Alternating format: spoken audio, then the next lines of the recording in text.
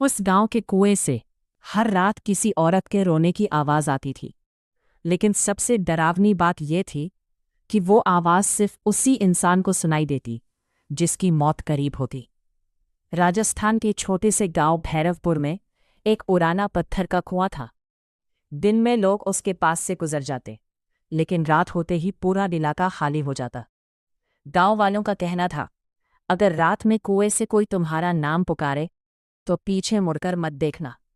एक दिन 25 साल का यूट्यूबर कबीर हॉरर कंटेंट बनाने उस गांव पहुंचा।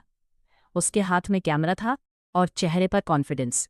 वो हंसते हुए बोला, आज पता चलेगा इस कुएं का सच क्या है। तभी एक बूढ़ा आदमी उसके पास आया।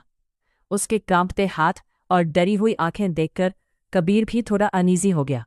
बूढ़ा धीरे से बोला, बेटा, रात में अगर कोई औरत रोती सुनाई दे तो उसकी मदद करने मत जाना। लेकिन कबीर ने उसकी बात मजाक में उड़ा दी। रात के ठीक 12 बजे कबीर अकेला कुएं के पास पहुंचा। चारों तरफ घना अंधेरा, टूटे हुए घर और ठंडी हवा।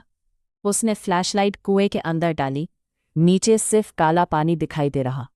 मुझे बाहर निकालो। कबीर डर गया, लेकिन उसका कैमरा अभी भी रिकॉर्डिंग कर रहा था। अचानक स्क्रीन ग्लिच होने लगी और कुछ सेकंड के लिए उसमें एक औरत दिखाई दी। लंबे गीले बाल, सफ़ेद चेहरा और रोती हुई आंखें।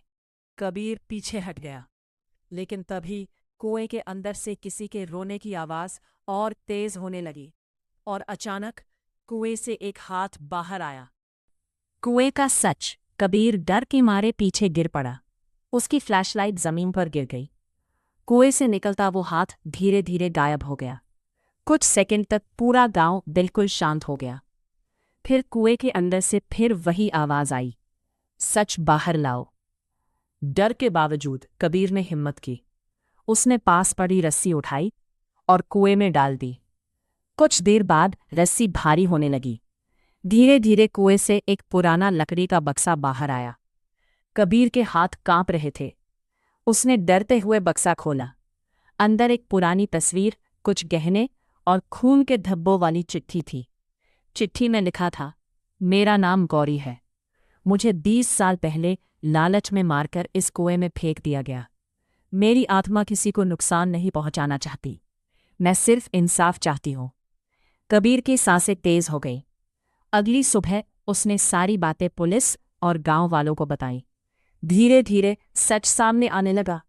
गांव के ही एक आदमी ने पैसों और गहनों के लालच में गौरी की हत्या की थी।